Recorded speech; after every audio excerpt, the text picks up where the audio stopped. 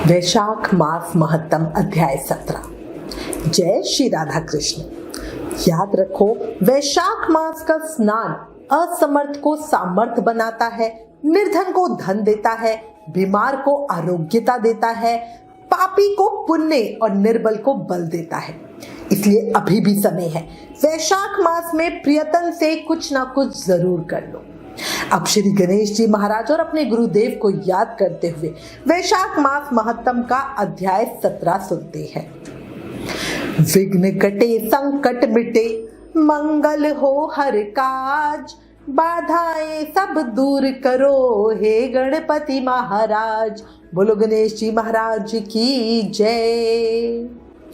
गुरु आपके उपकार का कैसे चुकाऊं मैं मोल, लाख कीमती धन भला गुरु है मेरे अनमोल। बोलो गुरुदेव महाराज की जय। वैशाख मास महत्तम के अध्याय 16 में श्री च्युतदेव जी महाराज ने मिथिलापति के राजा को राजा हेमकांत की सुंदर कथा सुनाई। कैसे सिर्फ छत्रदान के प्रभाव से 300 ब्राह्मणों की हत्या के महापाप से उन्हें मुक्ति मिल गई। अब आज इस अध्याय में वो राजा कीर्तिमान की कथा सुना रहे हैं। शुरू करते हैं।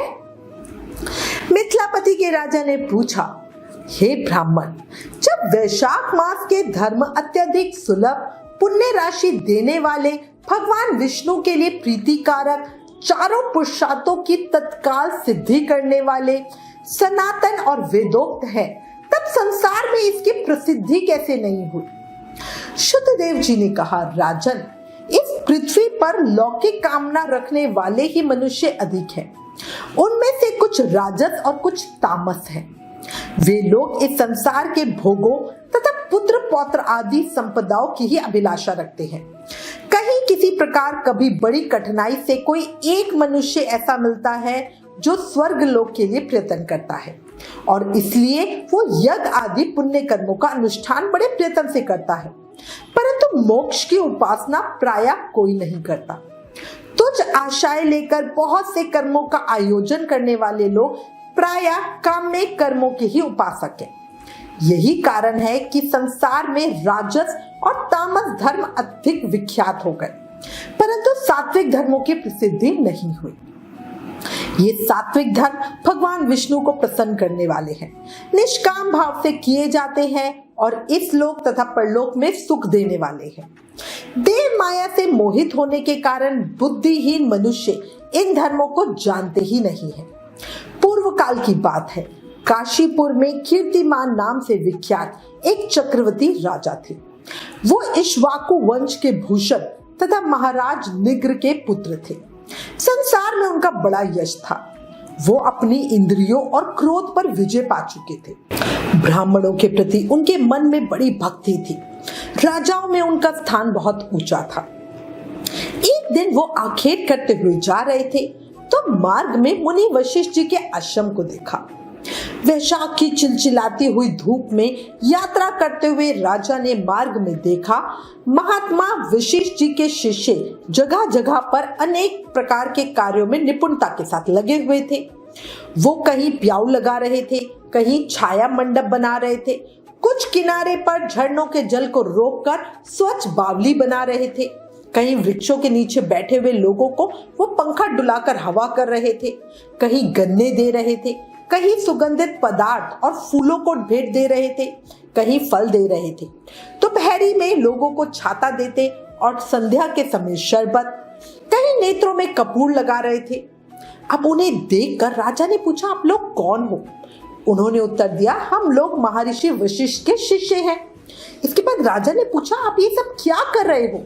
तो वो बोले, ये वैशाख मास में कर्तव्य बताए गए धर्म है जो हमें धर्म अर्थ काम मोक्ष चारों पुरुषार्थों के साधक है। हम लोग गुरुदेव वशिष्ठ जी की आज्ञा से इन धर्मों का पालन कर रहे हैं। राजा ने उनसे फिर से पूछा, इनके अनुष्ठान से मनुष्य को कौन सा फल मिलता है, किस देव की प्रसन्नता होती है? तो उन्होंने उत्तर दिया, हमें इस समय ये बताने के लिए समय नहीं है।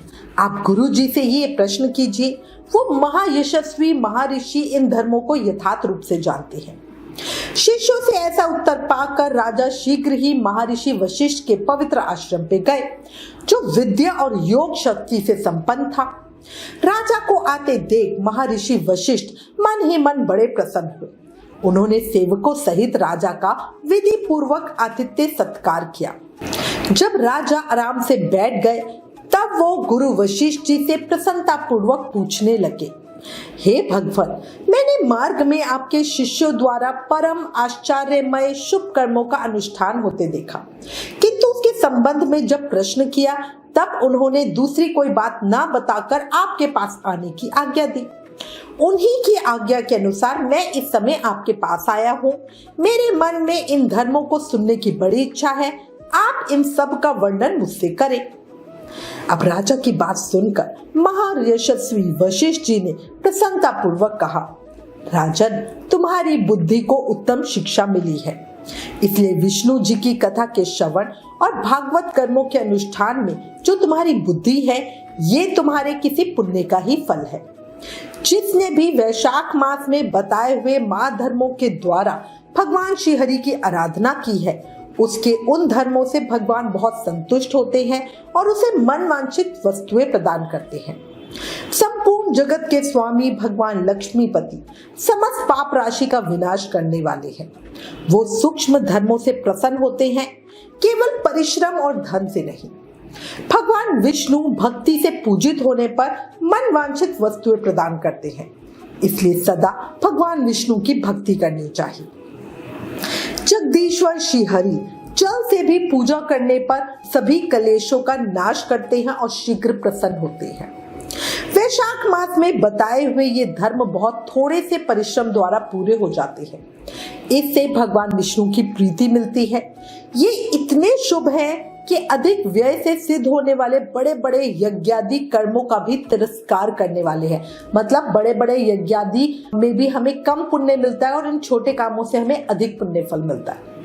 हे राजन, तुम भी वैशाख मास में बताए हुए धर्मों का पालन करो और तुम्हारे राज्य में निवास करने वाले अन्य सब लोगों से भी इन कल्याणकारी धर्मों का पालन कराओ। इस प्रकार से वैशाख धर्म के पालन की आवश्यकता को शास्त्रों और युक्तियों से भली भांति सिद्ध करके वशिष्ठ जी ने वैशाख मास के सब धर्मों का राजा के समक्ष वर्णन किया। मुनि द्वारा बताए हुए सब धर्मों को सुनकर राजा ने गुरु का भक्ति भाव से पूजन किया और घर आकर वो सब धर्म का विधि पूर्वक पालन करने लगे। देवादिदेव भगवान विष्णु में भक्ति रखते हुए राजा कीर्तिमान देवेश्वर पद्मनाभ के अतिरिक्त और किसी देवता को नहीं देखते थे।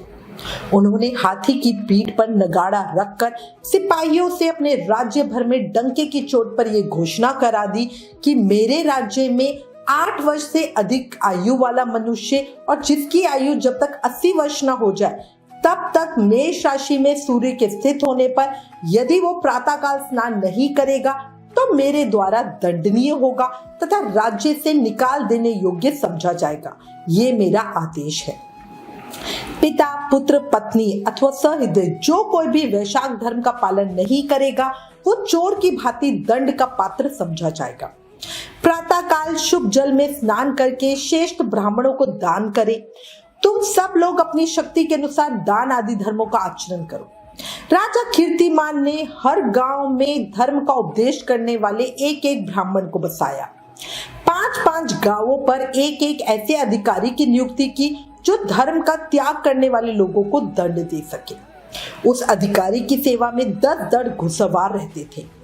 इस प्रकार इस चक्रवर्ती राजा के शासन से ये धर्म वृक्ष सब देशों में विस्तार पूर्वक फैल गया। उस राजा के राज्य में जो लोग मर जाते वो भगवान विष्णु के धाम में सीधा जाते। वहां के मनुष्यों को विष्णु लोक की प्राप्ति निश्चित थी।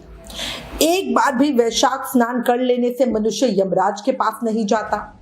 अपने धर्मानुकूल कर्मों में स्थित रहते हुए सब लोगों के विष्णु लोक में चले जाने से यमपुरी के सब नरक खाली हो गए।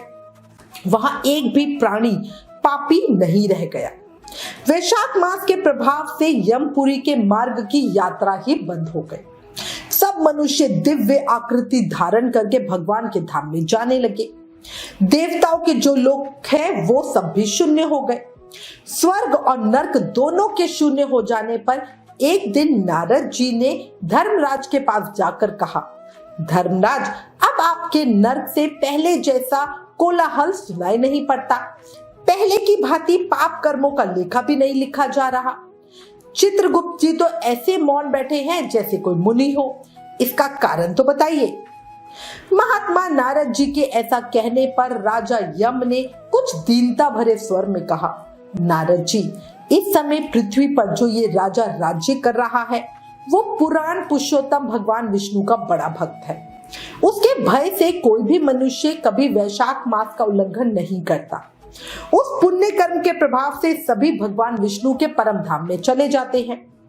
मुनि श्रेष्ठ, उस राजा ने इस समय मेरे लोक का मार्ग लुप्त कर रखा है। स्वर्ग और नर्क दोनों को शून्य बना रखा है, क्योंकि लोग सीधा मोक्ष प्राप्त कर रहे हैं, ना वो स्वर्ग में जा रहे हैं ना वो नर्क में जा रहे हैं। इसीलिए ब्रह्मा जी के समीप जाकर ये सब समाचार उनसे निवेदन करके तभी मैं स्वस्थ होऊंगा। और ऐसा सोचकर यमराज ब्रह्मा जी के लोक में गए और वहां बैठे हुए ब्रह्मा जी का दर्शन किया। ब्रह्मा जी ने यमराज को देखा और यमराज ब्रह्मा जी के आगे पृथ्वी पर गिर पड़े। फिर यमराज ने कहा, हे कमलासन, काम में लगाया हुआ जो पुरुष स्वामी की आज्ञा का ठीक ठीक पालन नहीं करता और उसका धन लेकर भोगता है वो काठ का कीड़ा होता है। जो बुद्धिमान मनुष्य लोभवश स्वामी के धन का उपभोग करता है वो 300 कल्पों तक त्रियग योनि रूप नरक में रहता है। जो कार्य में नियुक्त हुआ पुरुष कार्य करने में समर्थ होकर भी अपने घर में ही बैठा रहता है वो बिलाव होता है। हे देव, मैं आपकी आज्ञा से धर्म पूर्वक प्रजा का शासन करता हूँ। मैं अब तक मुनियों और धर्म शास्त्रों के अनुसार पुण्य आत्मा को पुण्य के फल से और पाप आत्मा को पाप के फल से संयुक्त करता हूँ, परंतु अब आपकी आज्ञा का पालन करने में मैं असमर्थ हो गया हूँ।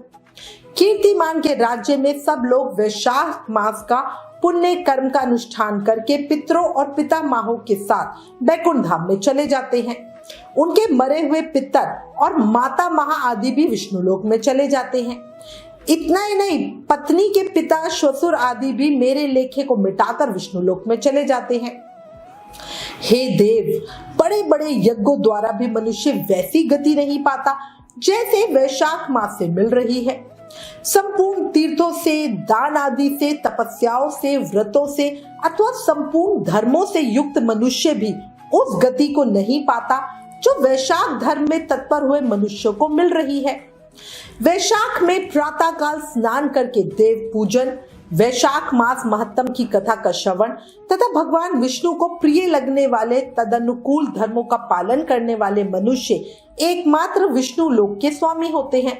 और जगतपति भगवान विष्णु के लोक की तो मेरी समझ में कोई सीमा ही नहीं है, क्योंकि सब ओर से कोटि कोटि प्राणियों का समुदाय वहां पहुंच रहा है तो भी वो भरता ही नहीं है। इस संसार में पवित्र और अपवित्र सभी लोग राजा की आज्ञा से वैशाख मास के धर्म का पालन करके विष्णु लोक को जा रहे हैं। हे ब्रह्मा जी, हे लोकनाथ, उनकी प्रेरणा से संस्कारहीन मनुष्य भी वैशाख स्नान मात्र से बैकुंठ धाम में चले जाते हैं। वो केवल भगवान विष्णु के चरणों की शरण लेने वाला है। ऐसा ही जान पड़ता है कि वो समस्त संसार को विष्णु लोक में ही पहुंचा देगा। जो पुत्र, धर्म, अर्थ, काम और मोक्ष के प्रतिकूल चलता है वो पृथ्वी पर माता के पेट से पैदा हुआ रोग है। वो अधम पुरुष अपनी माताओं का घात करने वाला कहा जाता है। किंतु राजा कीर्तिमान की माता और उसकी पत्नी का पुण्य संसार में विख्यात है। उसकी माता एकमात्र वीर जननी है और वो राजा निश्चय ही संसार में बहुत बड़ा वीर है। जिस प्रकार कीर्तिमान मेरी लिपि को मिटाने में उद्यत है, ऐसा उद्योग पुराणों में और किसी का भी नहीं सुना। भगवान विष्णु की भक्ति में तत्पर हुए राजा कीर्तिमान के सिवा दूसरे ऐसे किसी को भी मैं नहीं जानता जो डंका बजाकर घोषणा करते हुए लोगों को ऐसी प्रेरणा देता हो और मेरे लोक के मार्ग को विलुप्त करना चाहता हो। वैशाख मास महत्तम अध्याय 17 संपूर्ण। देखो, इस अध्याय में सुन लो, सिर्फ वैशाख स्नान करने मात्र से सब विष्णु धाम को जाने लगे। और अभी भी लोग कह रहे हैं कि उन्हें जो वैशाख के विषय में जानकारी ही नहीं है, तो अब इस विषय में भी इस अध्याय में बताया है।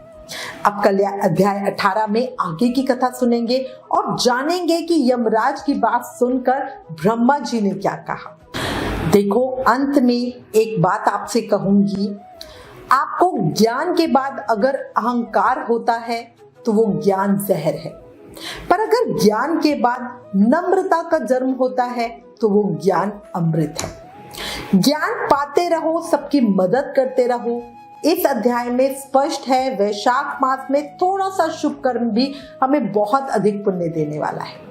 कृष्ण कृपा आपके साथ है, तभी आप ये महापुण्य फल देने वाला वैशाख महात्म सुन रहे हो। अभी भी समय है, सब ठीक कर लो और हर समय, हर पल, हर सांस के साथ प्रेम से, मन से, भाव से जाप करते रहो।